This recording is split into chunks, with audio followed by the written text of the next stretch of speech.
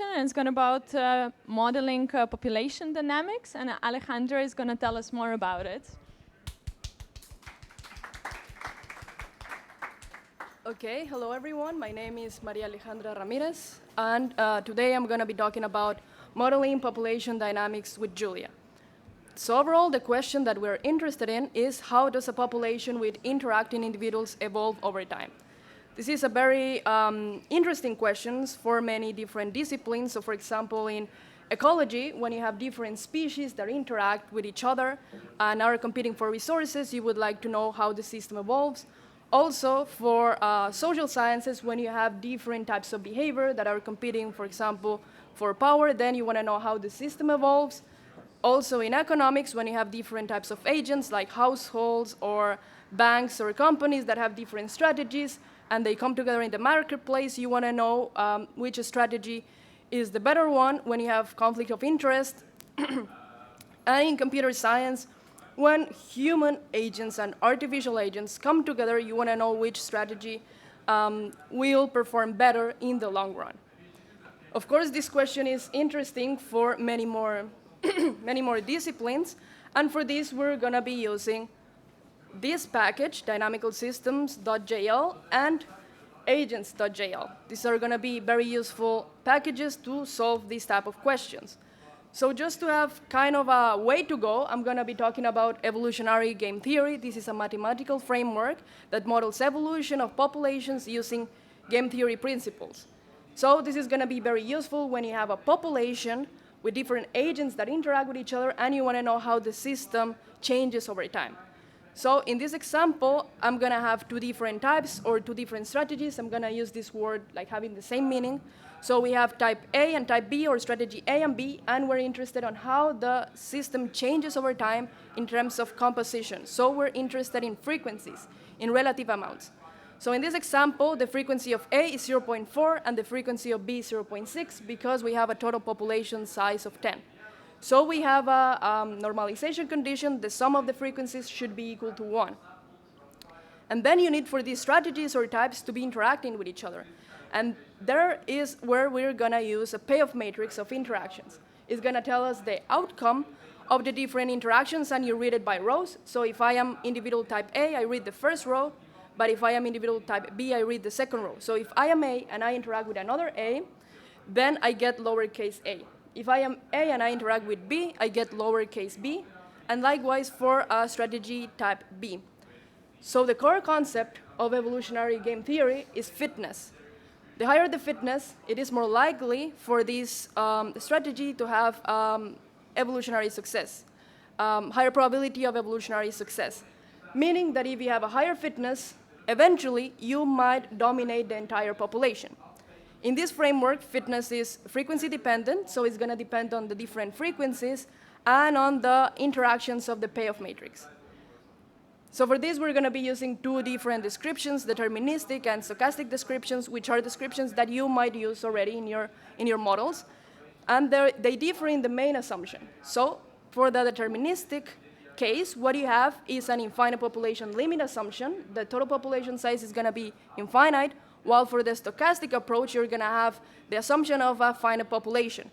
So this is going to be more realistic, of course, but you need a deterministic approach because this is going to be tractable in terms of mathematics. You can easily solve this because it is represented by differential equations. Typically, you have nonlinearities, so you need to solve this by computers. So you're going to solve this numerically. And you're going to solve your ODEs, and for this, the package Dynamical Systems, it's going to be very useful. For the stochastic description, you would need to use an agent-based model, so you will do a computer simulation, generating random numbers, and for this, the package Agents.jl, it's going to be very useful. So let's go to the deterministic description. For evolutionary game theory, replicator dynamics, it's very useful. So the way it works is that you have your set of ODEs, and for each strategy, you're going to have an equation. So this tells you the change in frequency of strategy I, so A or B, that is proportional to the current frequency of the strategy and proportional to the difference between the individual fitness and the average fitness. So let's recall that the individual fitness is defined in this way, frequency dependent. It also depends on the interactions. And you have the average fitness, which is basically the average across the population. So the intuition of this formulation is that if your strategy performs well, you're going to have more individuals performing this strategy. So your frequency is going to go up. Well, if your strategy performs poorly, then your frequency is going to go down. That's how it works. So you have your set of differential equations. We have the assumption of an infinite population limit. We're going to have two different types, A and B, just for the sake of the example. So this means that we have two different equations that we want to solve, and we're going to use dynamical systems. So the way it works is that first you need to have the package, so dynamical systems. Then you define your dynamic rule. So the way to go is that you define the state of your system. In our case, is XA and XB. Then we have our parameter, which is the payoff matrix. And then you go ahead and define your system. So in our case, we use the properties of matrix multiplication to define our individual fitness and also the average fitness. And then we go ahead and define our equations. So as you can see, the code is very simple and very similar to the mathematical notation. So it's quite straightforward. In here, you have your dynamic rule. Then you go ahead and define your parameters of the payoff matrix, your initial condition, and then you need to define your dynamical system. This is by a function of the package coupled ODE. You just need to import your rule, your parameters, and your initial condition, and that's it. Then you have a dynamical system that is going to be very easy to use. It tells you the characteristic of your system, so it is deterministic, it is in continuous time, your rule, your parameters. Also, it gives you information of the solver and the precision of your solver. So this works with the package differential equations. So just by adding this piece of code, you can easily modify the algorithm and the precision of your solver. So this will change this description. And then what you want to do is to solve your system. So you want to evolve it using the function trajectory. You're going to evolve it, let's say, for 15 time steps with a given delta t. And then you have another core component of the package, which is state space set, which is basically a container. It's going to make your life easier when you're going to be handling data that is generated by your dynamical system or by, through experiments, for example.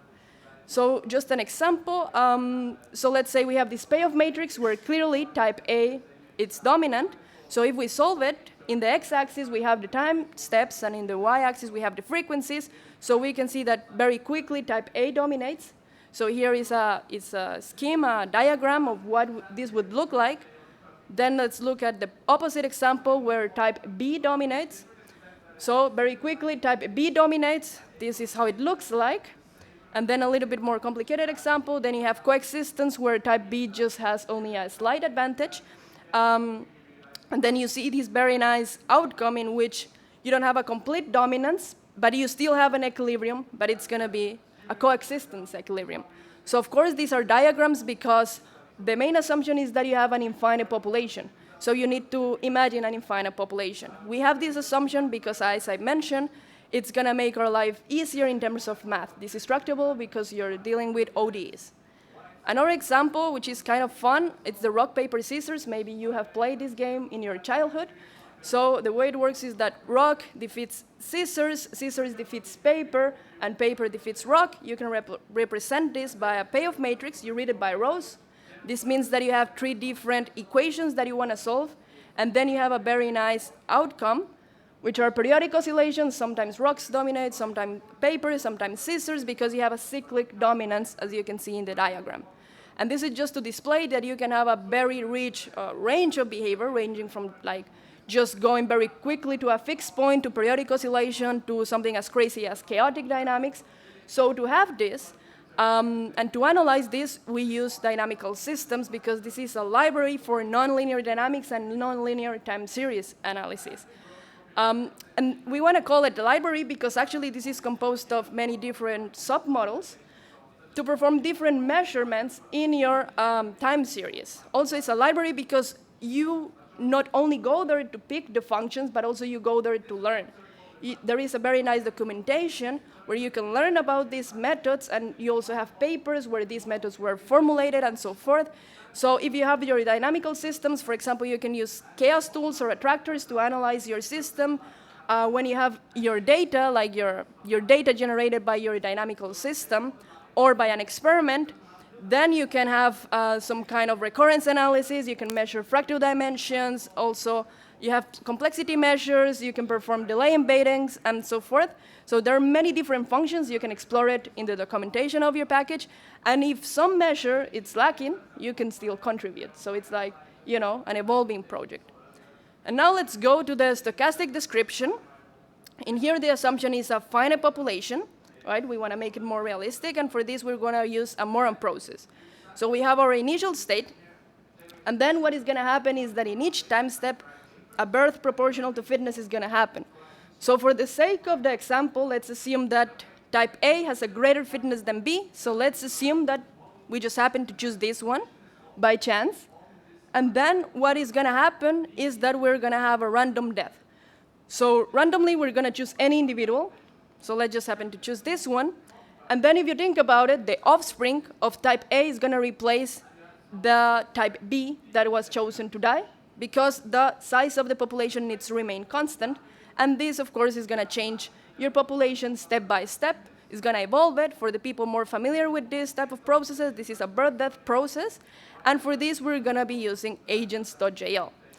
It's a very nice framework, versatile, very robust, and flexible. The way it works is that first you need to have your package, then you need to choose a space. In here, we don't really need a space, but I'm going to define it because I want to display the nice functionalities in terms of space. And also, it's going to make your representations look nicer. So in my case, I'm going to use a grid space single, where one agent is going to be in each cell in a 5x5 grid. Then you need to define your agent with a macro provided by the package. So let's call our agent player, defining a 2-dimensional grid. And we're going to define our characteristics, our properties of the agent. As you can see, this is very flexible. In our case, we defined strategy and fitness. So strategy would be A or B, and we can define it as integers, 1 or 2. And we're going to have our fitness. If we look into the properties of this agent, what we have is the following, the characteristics that we define, and also each agent is going to have its unique ID and its position if you happen to be working with a given determined space. And then all you need to do is to define your model. With the function provided by the package, you input your agent, which in our case is player, and then you input the space, and there you go. You have a standard ABM, but we have 0 agents. Of course, we would like to have more agents, so what we do is to add our agents. Let's say we add 25 agents, and we just have random strategies. We add them via the function of the package, add agent, and we just have the initializing value of fitness equal to 0. And here we have 25 agents in our standard ABM. So to write this nicer, what we can do is to have these steps like basically collected in a single function. So we do the same thing. We define the space, the model, we add the agents to the model, and that's it. We just need to call the function, and you have your model. So we can rewrite this. And then what we do is to define our parameters. Of course, this depends on which model you're working with. And you need to evolve your system. So we're going to evolve our system as a whole. It's a model step function. And in the beginning, I just have some auxiliary functions that are not really important. Then what we have is the birth-death process. You have a birth proportional to fitness, so you sample proportional to fitness. This is going to be your birth player. And then you're going to randomly pick any individual using the function random agent. And the strategy of this agent is going to now be replaced by the strategy of the birth player. And that's it. That's your ABM, very simple. The final thing you want to do is to visualize your simulation, and for this we use other packages that work very nicely with Agents.jl. So we have interactive dynamics, and we need to choose a plotting backend. So in this way, we just have to call a function called ABM video, and then we're going to have this very nice visualization. So in this example, I'm going to show the case where A dominates. So this is how it looks for the deterministic description. I'm going to be having a total population size of 25, and I'm going to show 2 different initial conditions. So for the first case, we can see how it evolves. Slowly, it's going to be evolving. And then we can see that we reach the outcome. We can also see this as a time series. So we can see how now the stochastic effects, the noise is going to come into play. And now let's look at the other example where we have only one type A individual. So we evolve it and suddenly we have a totally different outcome. Because if you only have one of it and suddenly it dies, then you have a totally different fate of the system. So this is why having a more realistic assumption is going to be important. The stochastic effects are going to really determine the outcome of your system. So that's why it's important to use these type of tools. Now let's look at the example of the coexistence. It looks like this in the deterministic setup. And I'm going to show two different population sizes, 25 and 100. So let's evolve them. It's going to, keep on going. We can also represent this via the time series. And we can see that the noise effects are very strong, right? Because we have a population size of 25. But if we increase the population size by 100, then, in this video it's not so clear, but if we graph it as a time series, then you see that the outcome starts to approximate the deterministic description. So this is just to showcase that as you increase the population size, you start to reach the deterministic limit, which is what we expect. So basically in this talk, I went around the question of how does a population with interacting individuals evolve over time. I use evolutionary game theory to approach this question, which is a mathematical framework to model the evolution of populations. This is particularly useful when you have a population composed of different agents that interact with each other and you want to know the outcome of your system. You're interested in the dynamics.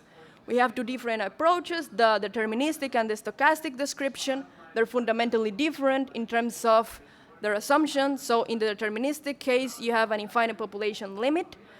You have this because it is more tractable, and in the stochastic case, you have a more realistic assumption, which is that you have finite populations. So for the deterministic case, you need to solve ODEs, and the tool dynamical systems is going to be the way to go, especially when you want to analyze nonlinear time series analysis. You have a lot of different functions that you can use there. You can go to the documentation and read about it and actually learn about the methods. And for the stochastic case, you want to perform an agent-based model. And for this, the package Agents.jl, it's very useful. It's very nice. And the last comment is that, of course, this is a particular case, but you can use this for any model that you would like to use in terms of ODEs, in terms of a deterministic description, and also in terms of agent-based modeling. You have different spaces that you can explore, different ways of represent your code. So you don't need to do, again, the hard work of coding these spaces or coding the way to visualize all of this, because someone else, in particular, another community has done it for you. So you can take advantage of all of this. So for this, I want to thank the Max Planck Institute for Mathematics in the Sciences and the Max Planck Institute for Evolutionary Biology, because I'm currently performing my PhD over there. And I also want to thank the Julia community because you have been very supportive throughout my PhD. You have made my life easier, especially with these packages. And I want to thank all of you for listening to my talk today. So if you have questions, please go ahead.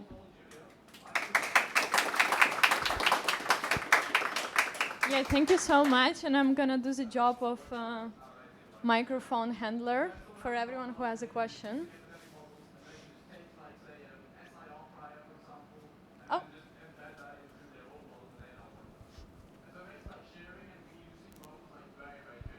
So, hi, thanks for the talk. So I have a question. Imagine we know the final state. If we know the final state, is it possible to get information about what could be the possible payload matrix, or? Yeah, that's a good question. So your question is that if you know the final state, you can know your payoff matrix? Yeah. In the deterministic description, it's easier, right? Because it's kind of intuitive, because it's an ODE. But once you have a finite population, it becomes tricky, as I showed case. But I mean, if you know the final state might not be really useful, but if you have your time series, then probably you can infer your payoff matrix. Okay, thank you. Thank you.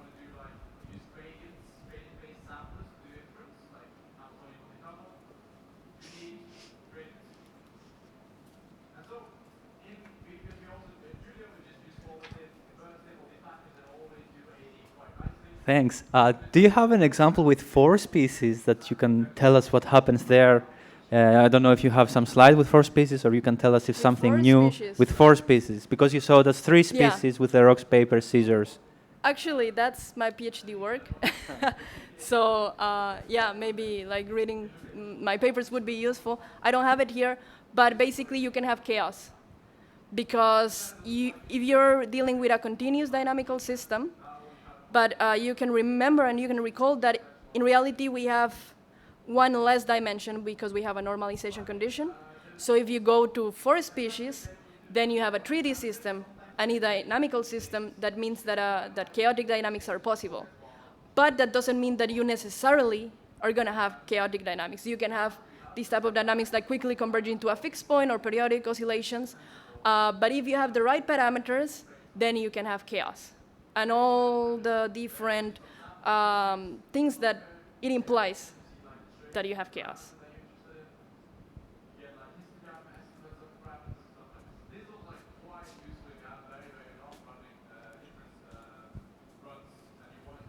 Hi, thanks for the nice talk.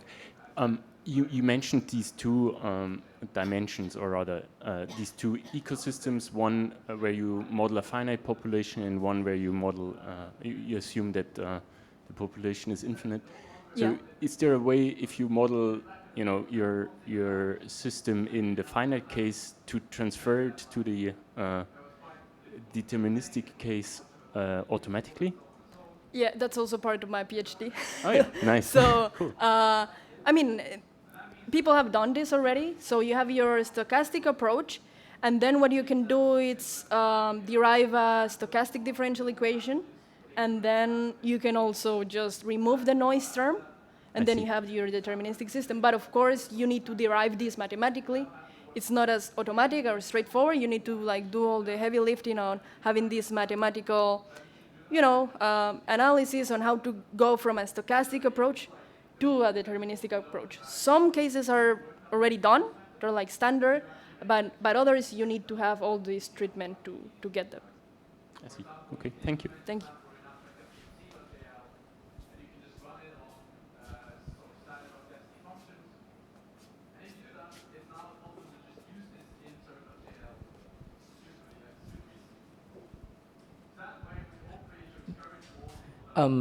It seems that these models are linear model. Does it work with non-linear model for population So dynamic? the question is, does it work with nonlinear model? Yeah, yeah. Well, I don't know precisely what you mean, but for example, the replicative dynamics in itself include non-linearities because, these terms depend on x. So you already have it. It also works with linear systems. I mean, the thing that you're doing is solving ODEs, and then you can use computers to solve them. And that's the framework. The nice thing about dynamical system is that you can analyze your solution further, not just like plot it, but you can like perform hardcore analysis on chaos or delay embeddings if you have like some measured data. Like there are many different things you can do. Like this, analyze your attractors. This is particularly useful when you have complicated systems like nonlinear dynamics. Thank you. Yeah, hi. So if you have like experimental data from the real world about some sort of dynamical system, is there a process that you can do to be able to discover the dynamics of the system involved and the parameters that Yes, govern it? delay embeddings is the way to go if you want to construct a deterministic system. But also with your data set in itself, you can perform time series analysis. So probably you don't want to reconstruct some kind of deterministic system. You just want to measure some property about the dimension. So for example, fractal dimensions are interested in that regard, or some other complexity measure like, I don't know, knowing how repetitive is a given pattern. So you can perform many different things with your data.